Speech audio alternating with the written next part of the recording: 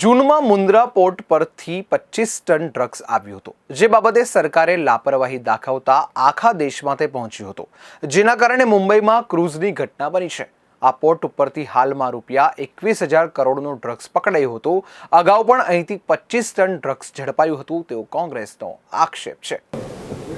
जो प्रेस वार्ता का मेरा मुद्दा है उस पर आने से पहले जो कल लखीमपुर खीरी में खेडूत हमारे किसान मार दिए गए भारतीय जनता पार्टी के नेता पुत्र द्वारा, उन किसानों के प्रति श्रद्धांजलि हम सब की ओर से, अमित भाई चावड़ा की ओर से, हम सब जो कांग्रेस परिवार है उनकी ओर से, उस पर भी चर्चा होती रहेगी। लेकिन अभी जो जिस मुद्दे पर मैं आया हूँ वो हम सब के रोजगार से जुड़ा हुआ, इस देश के करोड़ों छोटे व्यापारियों से जुड़ा हुआ, जो इस देश की अर्थव्यवस्था की रीढ़ की हड्डी माने जाते हैं, उन लोगों से जुड़ा हुआ मुद्दा है और बहुत गंभीर मुद्दा है। पिछले एक साल में 14 करोड़ रोजगार इस देश में खत्म हुए हैं। ये आंकड़ा हमें और आपको दिमाग में अच्छी तरह से रख लेना चाहिए, बहुत महत्वपूर्ण आंकड़ा है। 14 करोड़ लोग बेरोजगार हो गए, उसमें छोटे व्यापारी, छोटी दुकानें, लघु एवं मध्यम दर्जे के जो व्यापार हैं वो बंद हो जाना। और अभी पिछले दिनों एक सनसनीखेज खुलासा हुआ, अमेज़न कंपनी के अंदर एक कर्मचारी ने, वरिष्ठ कर्मचारी ने ये आरोप लगाया, जिसको अंग्रेजी में विसल ब्लोअर कहते हैं, कि अमेज़न कंपनी ने हिंदुस्तान में 8,546 करोड़ रुपए की रिश्वत दी बड़े लोगों को। तो जब मैं आपको 14 करोड़ का आंकड़ा देता हूं बेरोजगारों का, जो नए बेरोजगार हुए हैं पिछले एक साल में, छोटे व्यापारियों की बात करता हूं, लघु एवं मध्यम दर्जे के उद्योगों की बात करता हूं, उसका अमेज़न से सीधा सीधा रिश्ता है। और जब अमेज़न के अपने लोग यह आरोप लगाते हैं कि 8,546 करोड़ की रिश्वत लीगल फीस के नाम पे हिंदुस्तान के बड़े लोगों को दी गई, तो वो बड़े लोग कौन हैं यह मैं और आप समझते हैं, जानते हैं, लेकिन फिर भी सरकार से मांग करते हैं कि एक न्यायिक जांच हो और जनता के सामने, उन करोड़ों दुकानदारों के सामने जिनका व्यवसाय चौपट हो गया है, उनके सामने ये नाम आने चाहिए कि आपके गुनाहगार कौन है। अमेज़न तो विदेशी कंपनी है, वो कुछ बच्चों की आदत होती है कि बोलते रहते हैं हमारे दादा परदादा ने, पिता ने कुछ नहीं किया हमारे लिए। आज की सरकार ऐसे ही बच्चों वाली सरकार, भाई कुछ नहीं किया, कुछ नहीं किया, तो फिर 70 साल में जो किया वो बेच भी रहे हैं, अपने दोस्तों को भी सौंप रहे हैं।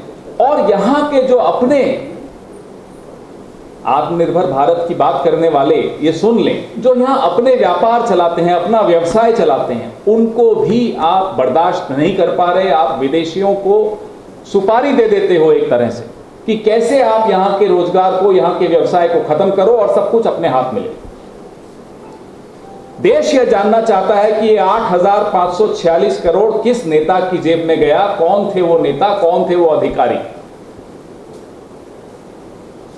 ये जो न खाऊंगा न खाने दूंगा का नारा देकर सत्ता में आए, पिछले 7 साल से सब कुछ हो रहा है, ज्यादा हो रहा है। मनमोहन सिंह जी के वक्त अर्थव्यवस्था पटरी पर थी, दौड़ रही थी। यह आए, नोटबंदी की, अर्थव्यवस्था की को पटरी से उतारा, फिर जीएसटी, जिस तरह से आप सब जानते हैं, वाकिफ हैं किस तरह से जीएसटी लागू की गई। अब वो रेल पटरी पर भी नहीं है, पटरी भी उखाड़ दी गई है। ये इन्होंने अर्थव्यवस्था के साथ किया। और फिर जब ऐसे आरोप अमेज़न कंपनी के भीतर से लगते हैं कि जो उन्होंने 45,000 करोड़ कमाया हिंदुस्तान में, उसका 20% रिश्वत में दे दिया, किसको दी वो रिश्वत, ये इस देश का व्यापारी जानना चाहता है, इस देश का किसान जानना चाहता है, इस देश का बेरोजगार नौजवान जानना चाहता है। और ये कोई छोटी बात नहीं है, हिंदुस्तान में भी ये गैर कानूनी है और अमेरिका में जहां की ये कंपनी है वहां भी ये गैर कानूनी है। हम इस पूरे मामले की निष्पक्ष, समयबद्ध और न्यायिक जांच की मांग करते हैं। आपके सवाल बहुत हैं, मैं उम्मीद करूंगा कि पहले आप इस विषय से जुड़े हुए सवाल पूछें और उसके बाद जो आप पूछना चाहें आपका स्वागत है। पिछले हफ्ते अमित भाई और मैंने अहमदाबाद में भी ये प्रेस वार्ता की। गुजरात के मुंद्रा पोर्ट पर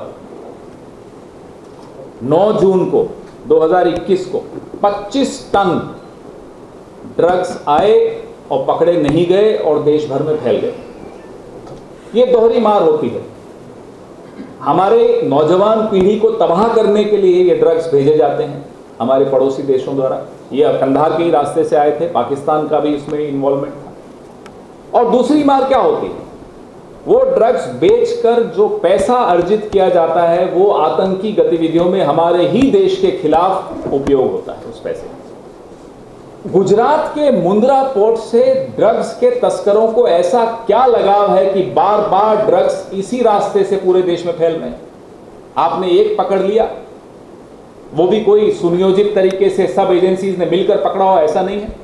नारकोटिक्स कंट्रोल ब्यूरो का महानिदेशक का पद पिछले 18 महीने से खाली है, पूर्णकालिक महानिदेशक है ही नहीं। अगर सरकार गंभीर होती तो एक full time director general narcotics control bureau का तुरंत बना दिया होता। क्यों नहीं बनाया? ये सवाल आपको सरकार से पूछने होंगे। अब आप एनसीबी को खुदरा पॉलिटिक्स में उपयोग करोगे कि साहब फिल्म इंडस्ट्री में ये हो रहा है, पकड़िए, जिसने गलत किया उसको पकड़िए। लेकिन जहां से ये खेप आई है उस पूरे प्रकरण की जांच क्यों नहीं हो रही है? भारतीय जनता पार्टीना शासનમાં આખા દેશમાં અંગ્રેજોને પણ શરમાવે એવી નીતિઓ સાથે શાસન ચાલી રહ્યું છે। જગતનો અન્નદાતા ખેડૂત કે જે મહેનત પરસેવાથી આપણા સૌનું પેટ ભરે છે એ જ્યારે પોતાના હક અધિકાર માટે, પોતાના ન્યાય માટે છેલ્લા 1 વર્ષ જેટલા સમયથી સરકારના કાળા કાયદાઓ કે જે મુઠ્ઠીભર માનીતા ઉદ્યોગપતિઓને લાભ કરાવનારા છે, આ દેશમાં ફરી ઈસ્ટ ઇન્ડિયા કંપનીનું શાસન લાવવાવાળા છે, એ કાયદાઓનો વિરોધ કરવા માટે જ્યારે સંઘર્ષ કરી રહ્યા હોય, ઠંડી હોય, ગરમી હોય, વરસાદ હોય, ઘર પરિવારથી દૂર તમામ તકલીફો વચ્ચે લગભગ 700 કરતાં વધારે ખેડૂતો પોતાના જીવ ગુમાવીને પણ આ લડાઈ લડી રહ્યા હોય, એવા સંજોગોમાં નિષ્ઠુર સરકાર દ્વારા કોઈ પણ જાતનો સંવાદ પ્રસ્થાપિત કરવાને બદલે કઈ રીતે લોકોનો અવાજ દબાવવામાં આવે, કઈ રીતે લોકો પર અત્યાચાર ગુજારીને આંદોલનને ખતમ કરવામાં આવે, એવા નીત નવા પ્રયત્નો કરવામાં આવે છે।